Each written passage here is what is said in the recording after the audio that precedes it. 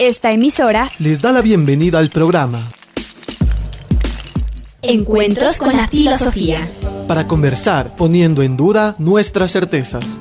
con la participación abierta de profesores de la Universidad Politécnica Salesiana, De la Universidad Central del Ecuador. de la Universidad Andina Simón Bolívar.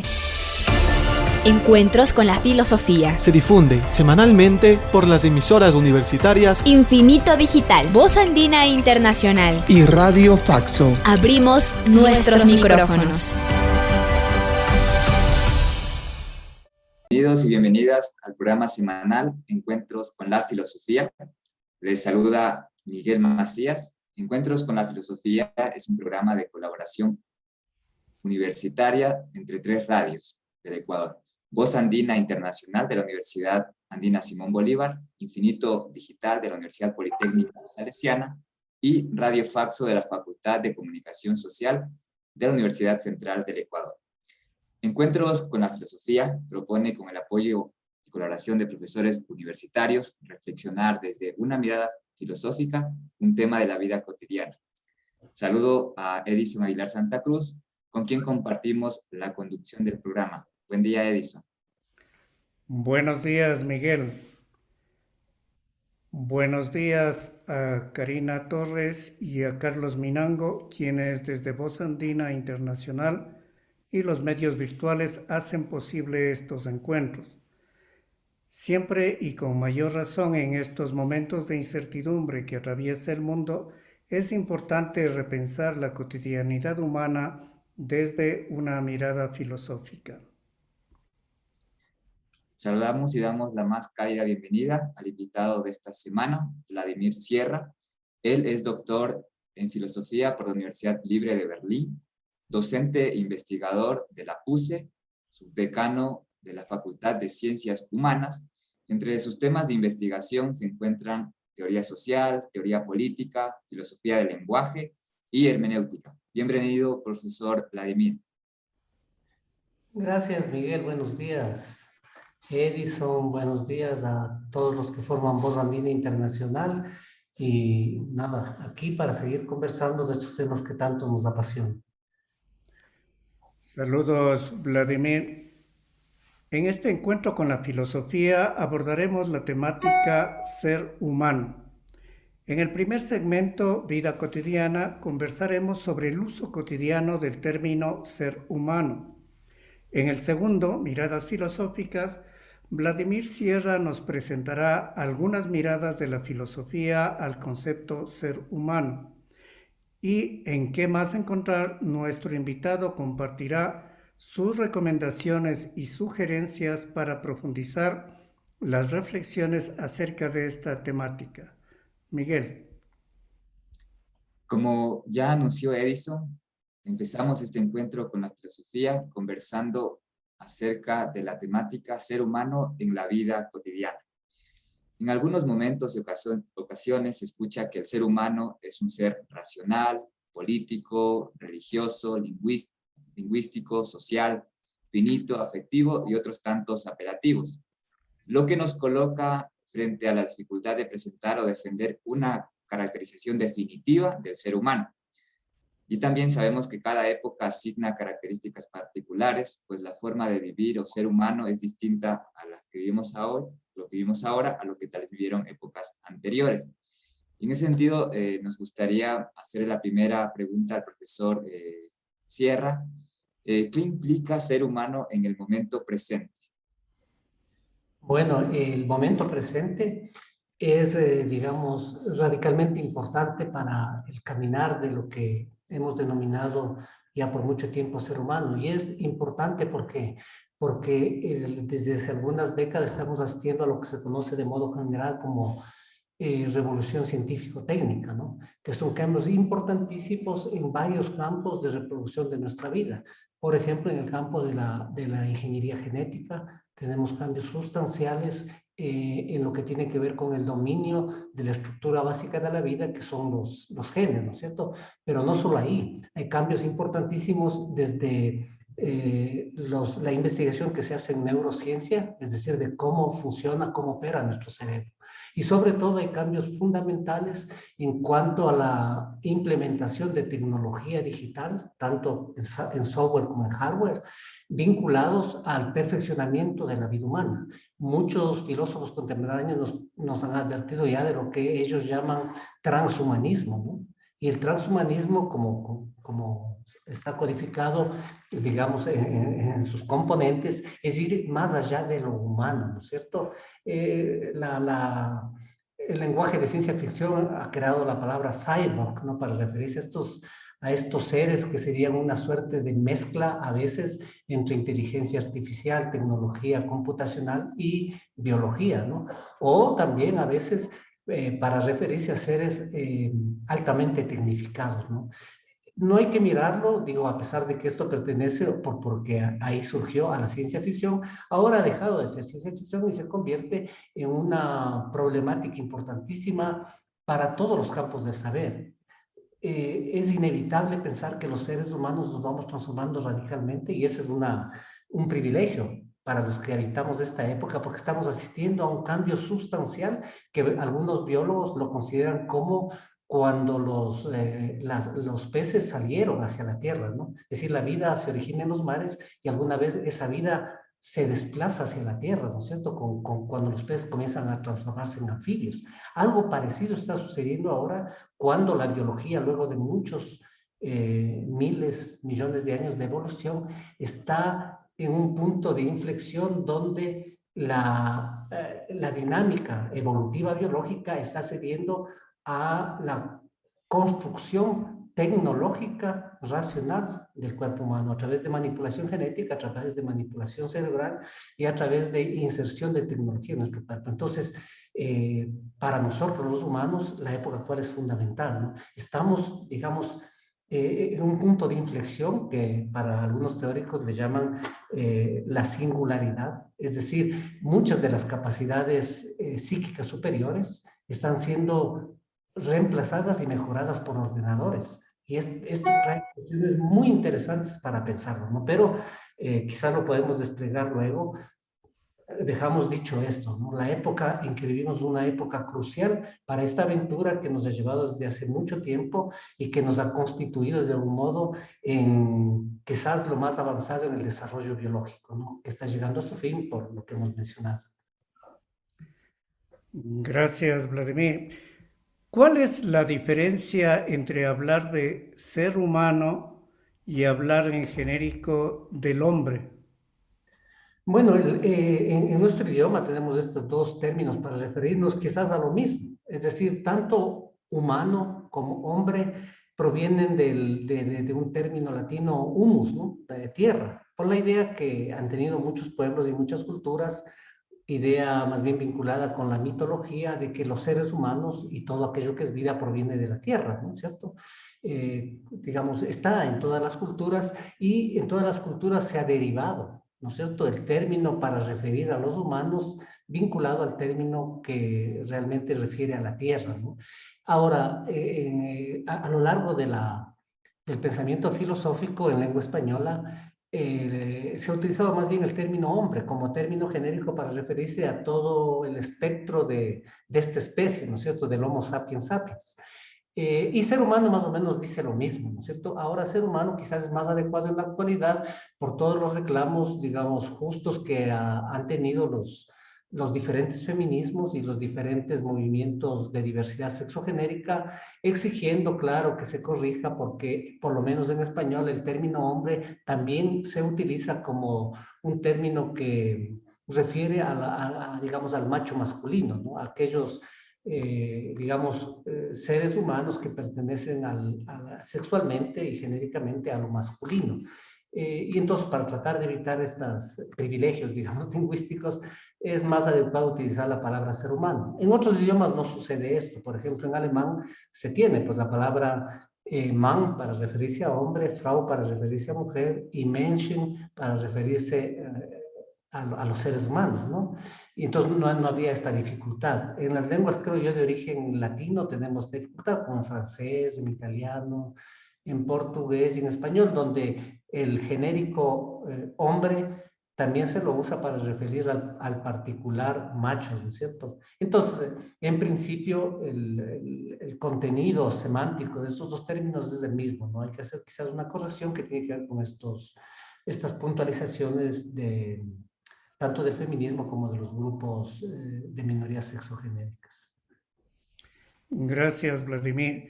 Luego de estas primeras aproximaciones, pasamos al segmento Miradas Filosóficas. Miguel. Hoy se encuentra con nosotros Vladimir Sierra, quien en Vida Cotidiana mencionó unas primeras caracterizaciones del término ser humano, por lo que ahora en el segmento Miradas Filosóficas nos gustaría lanzar una primera pregunta.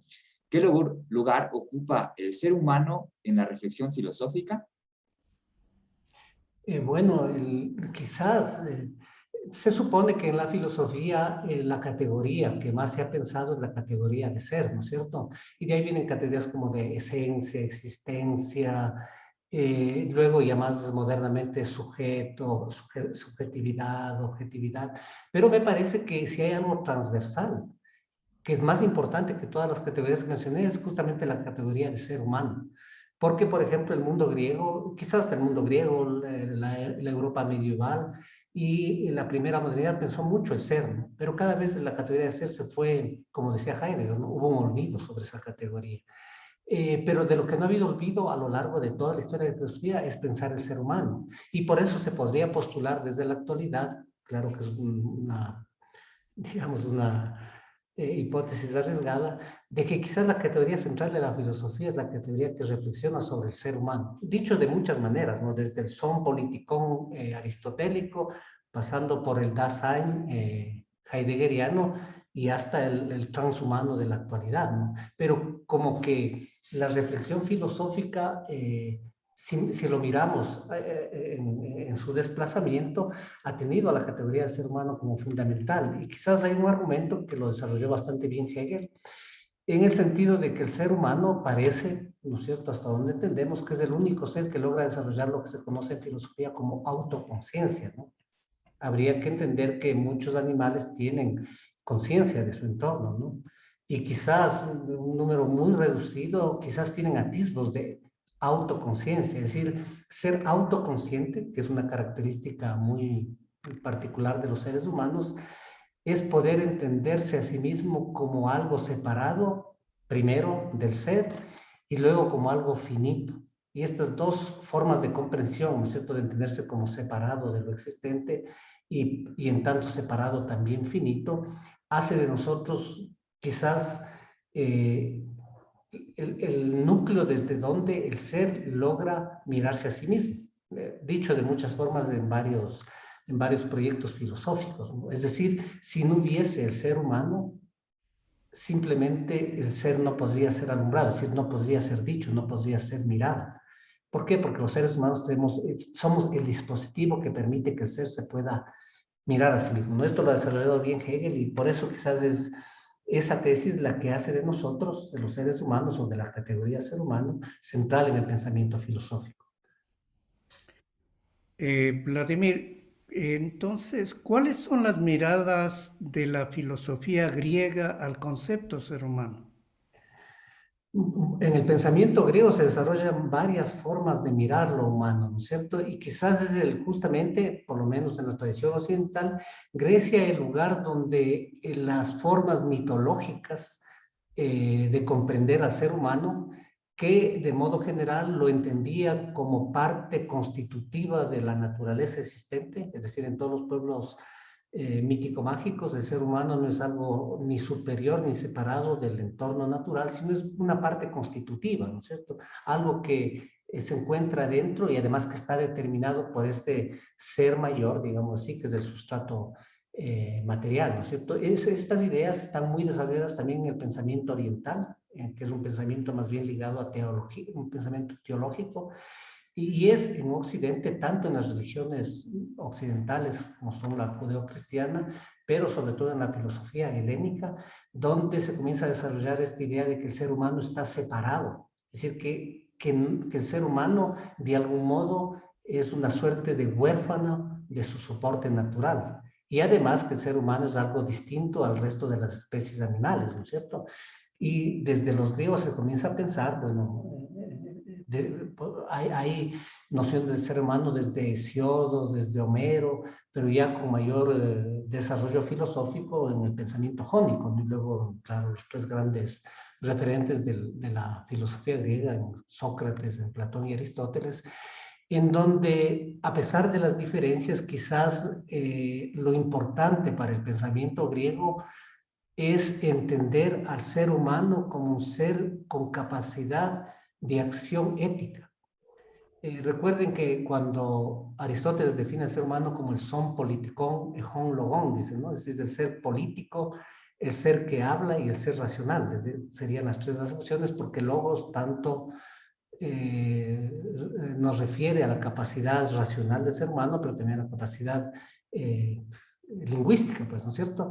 Esto de ser racional, de poder hablar, diferencia, claro, a los seres humanos del resto de especies animales, pero sobre todo para el pensamiento griego, lo que más diferencia al ser humano del resto de entes existentes es su capacidad política, ¿no? Recuerden que son politicón no dice tanto el animal político en el sentido que lo entendemos ahora, sino que refiere el animal que vive en polis, ¿no es cierto? El animal social, porque polis es la palabra griega para referir a la ciudad-estado, ¿no es cierto?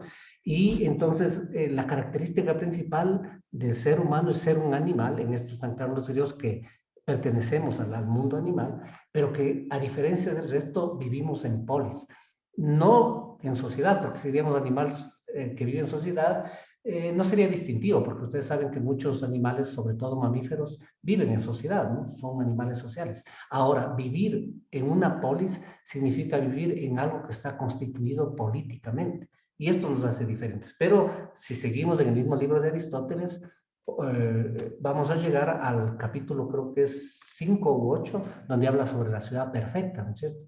Y ahí dice que todo lo que el ser humano tiene que hacer desde la política no es sino crear condiciones para que el ser humano se convierta en un sujeto ético constituido, ¿no es cierto? Para que la construcción política del espacio donde él habita, en este caso de la polis, le permita no a un ser humano, sino a todos, porque de lo contrario no es posible convertirse en seres virtuosos. Y de ahí que la ética, ¿no es cierto? Por ejemplo, la ética Nicómaco, que es digamos, el texto de Aristóteles dedicado a su hijo, lo que busca es esto, ¿no es cierto? Es decir, la aspiración máxima del ser humano es llegar a habitar un espacio que es la polis, donde todos aquellos que habiten se guíen por lo que los griegos llamaron la virtuosidad, ¿no? Y se alejen del vicio. Y esta es una construcción ética importante. De ahí que, por ejemplo, el término paideia, que significa educación, más bien formación en griego, tiene que ver con esto, ¿no es cierto? Los griegos estaban muy preocupados de cómo formabas a los jóvenes, desde los niños, ¿no es cierto?, para que se conviertan en ciudadanos virtuosos, porque solo ahí la ciudad podría lograr, o la aventura humana podría lograr algo fabuloso en el pensamiento griego, que es la felicidad, ¿no es cierto? La felicidad es un estado del alma, ¿no es cierto? Entendiendo alma no bajo la perspectiva cristiana, un estado del espíritu humano de una tranquilidad absoluta, ¿no? Y eso solo se logra cuando los seres humanos han alcanzado un nivel alto de virtuosidad, ¿no? Entonces, desde ahí podemos reconstruir que para el pensamiento griego, como digo, a pesar de las distintas formas de comprensión, algunas aristocráticas, como el caso de Aristóteles y Platón, otras más democráticas, como el caso de los sofistas, había esta búsqueda por la perfección moral de los seres humanos, ¿no? Y quizás la moralidad humana es realmente aquello que diferencia a los humanos del resto de los humanos. Somos capaces de construir un mundo en el cual podamos ser felices. Esa fue la aspiración máxima de la ética y la política griega. Gracias, profesor Sierra. Nos gustaría dar un salto tal vez histórico a este momento que se llama el Renacimiento, donde se habla de una nueva forma de ver al ser humano. ¿Cuál era esa manera de concebirlo en esa época concreta, el Renacimiento? Para algunos autores del Renacimiento es el segundo momento, digamos, luminoso, por llamarlo de un modo, de la experiencia humana, en la cultura occidental. ¿No? El primero es la Grecia de Pericles, que acabamos de referirnos, ¿no es cierto? Y el segundo sería quizás la Florencia de los Medici, ¿no es cierto? Donde surge el Renacimiento. Y el Renacimiento aporta dos, digamos, ideas centrales sobre el humano. Lo uno bajo la idea justamente del renacentismo y lo otro que ha dado, digamos, espacio para que podamos pensarnos de ese lado al humanismo, ¿cierto? El movimiento renacentista y humanista pertenecen a esa Europa mediterránea, ¿no es cierto? Muy vinculado a cambios sustanciales y a la irrupción de la primera burguesía comercial europea, ¿no es cierto? A veces hay una confusión en suponer que, por ejemplo, los renacentistas, igual que los humanistas, de algún modo eran pensadores antirreligiosos, ¿no? Pero no es así. Es decir, todo el Renacimiento y todo el humanismo es absolutamente religioso. Lo importante es que estos impulsos europeos, en uno trata de recuperar mucho del pensamiento clásico europeo, sobre todo del pensamiento de la República Romana y, claro, a través de ella, del pensamiento de las polis griegas, ¿no? Sobre todo de la Atena de Pericles. Pero, por otro lado, el humanismo lo que trata es de justamente dar rostro o otorgar nuestro rostro a lo divino. Y eso es lo importante, porque ustedes recuerdan todas las obras de los artistas renacentistas o todas las obras de los escritores humanistas, no tienen una crítica hacia la forma de comprensión religiosa del mundo, sino un trabajo importantísimo en tratar de dar características humanas a lo divino. En esto es muy parecido a lo que sucedió en la religiosidad griega y romana, ¿no es cierto? Recuerden, el panteón griego y romano no están constituidos sino por seres que tienen tantas virtudes como defectos bastante humanos, ¿no es cierto? Celan, tienen odio, tienen iras, etcétera. Es decir, no son estos dioses modélicos, a pesar de que son dioses hiperpoderosos, ¿no es cierto? Porque si no, no fuesen dioses, pero son dioses que tienen características humanas. Luego tenemos este intermenso, que es la Edad Media, donde aparece un dios absolutamente abstracto, ¿no es cierto? Que es sobre todo el dios judeo, ¿no? No tanto el cristiano, más bien el dios judeo, o se puede llamar el dios del Viejo Testamento, es un dios hiperabstracto, un dios que no tiene figura, que no tiene voz, es decir, es algo realmente trascendente, ¿no es cierto? Y el trabajo del renacentismo y del humanismo logran dotar de rasgos terrenales, de rasgos humanos, justamente a estas deidades, ¿no? Miren las obras fabulosas como la Piedad, como el David, todos estos grandes esculturas y pinturas renacentistas, lo que plasman son las divinidades católico-cristianas, pero con rostro humano, ¿no es cierto? Cuando uno ve la Piedad está viendo a María, pero María, siendo una divinidad, por otro lado también es una mujer, es una humana, es una exaltación del humano, ¿no? Y de ahí nace algo fabuloso en el Renacimiento y en el proyecto humanista muy vinculado al Renacimiento, de suponer que nosotros somos el centro último de toda la creación. Es decir, esta idea de que nosotros somos realmente lo que se llama ahora antropocentrismo, ¿no? Que va a desplazar al teocentrismo. Es decir, sin dejar de desconocer la importancia de lo divino, sin dejar de reconocer la trascendencia de lo divino, los seres humanos nos vamos poniendo cada vez más en el centro, ¿no es cierto? Y vamos transformando al proyecto que se despliega desde el siglo XIV en un proyecto que centra la humanidad como fundamento, la humanidad y sus características. Después hay una aberración en centrar definitivamente a la razón, ¿no? Como la gran característica humana, pero para los renacentistas no solo era la razón, pero sobre todo el mundo de los afectos y las pasiones vinculadas a una sismundidad, a una no trascendencia que nos articula. Este gusto por vivir en la naturaleza, este gusto por todo aquello que está poblado a nuestro alrededor, sean estos los animales, el canto de las aves, etcétera, ¿no? Y el gusto por nosotros mismos, es decir, por los afectos humanos, por la capacidad perceptiva humana, es decir, ese entronar al ser humano como el único inicio, sentido y fin de la aventura que tenemos hacia adelante, hasta la actualidad, ¿no? Entonces, de ahí la importancia de la concepción que desarrolla el humanismo y el Renacimiento desde el siglo XIV en relación a nosotros mismos. Es una exaltación, por ejemplo, del cuerpo, que no había. La belleza del cuerpo vuelve a ser importante, el enaltecimiento de las cualidades humanas que habían sido negadas por las religiones medievales vuelven a florecer, ¿no? Y de ahí para adelante se van a mantener. Es tiempo de nuestro tercer momento. ¿Qué más encontrar? Para indagar las reflexiones acerca del ser humano. Edison. En este encuentro con la filosofía hemos conversado con Vladimir Sierra. Él presentó algunas aproximaciones tanto al término como al concepto ser humano. Luego, resumidamente, expuso las principales concepciones filosóficas sobre este tema. Indudablemente, con este encuentro no se acaba la reflexión.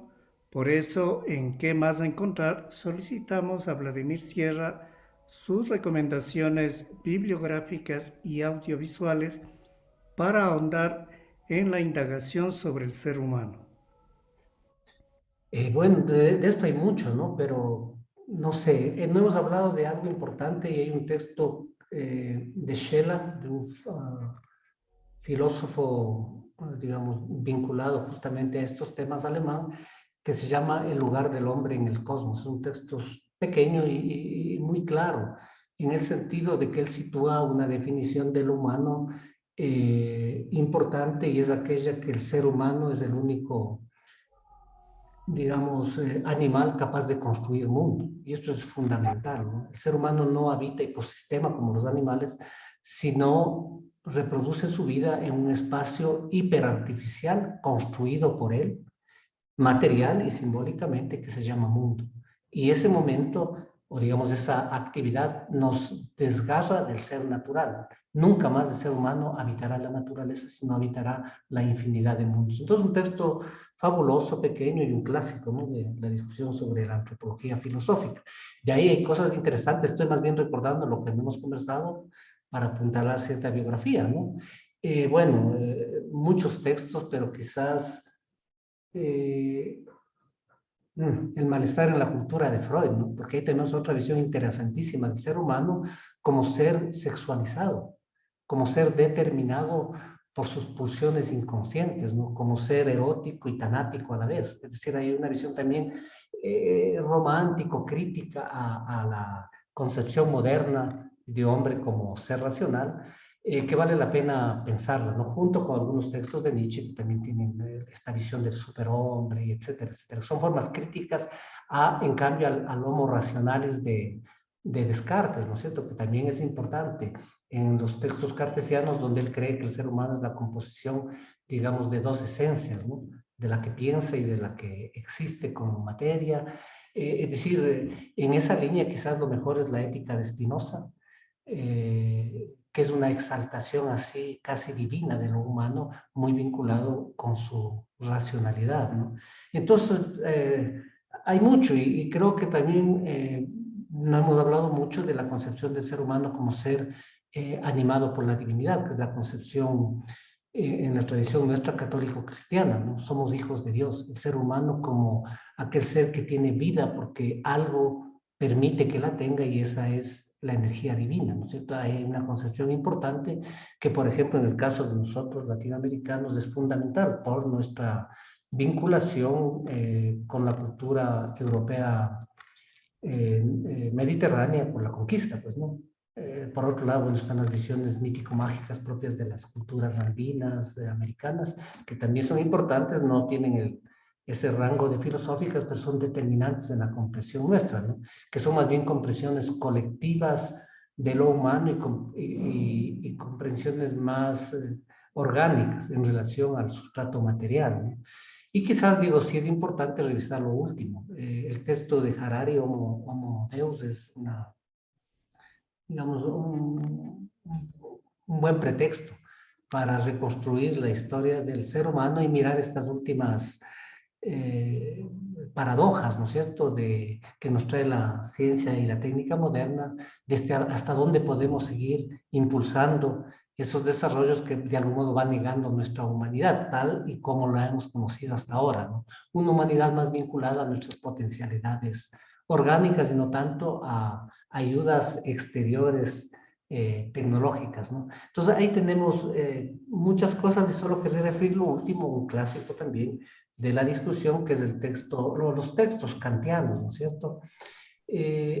Sobre todo los textos de antropología o la crítica a la razón práctica de Kant, donde él centra su discusión y logra determinar algo que ha sido un piso fundamental para el pensamiento filosófico moderno, y es la diferenciación del mundo de la necesidad de aquel otro espacio que es el de la libertad. Y Kant atribuye que solo el ser humano es capaz de ser libre. Y esa característica, ser libre, es lo que le diferencia del resto de seres de la naturaleza que están atrapados en la necesidad, en una suerte de orden necesario, ¿no es cierto?, de consecución necesaria de procesos. El único que se diferencia es el ser humano por ser o tener la capacidad de liberar. De ahí viene la famosa frase kantiana de que el hombre no es medio de nada, sino fin en sí mismo. Es una de las cosas fundamentales.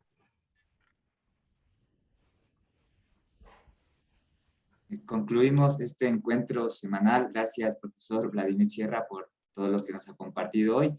Agradecemos tanto a Carlos Minango y a Karina Torres en la cabina de Voz Andina Internacional, y también a los que nos ven y nos escuchan. Muchas gracias. Recuerden, recibimos sus comentarios y sugerencias al correo electrónico encuentrosconlafilosofía@gmail.com. Hasta el próximo encuentro con la filosofía. Agradecemos su sintonía a Encuentros con la filosofía. el programa que impulsa el filosofar como acción compartida desde las radios universitarias. Les invitamos a compartir las próximas emisiones de Encuentros con la filosofía por esta emisora.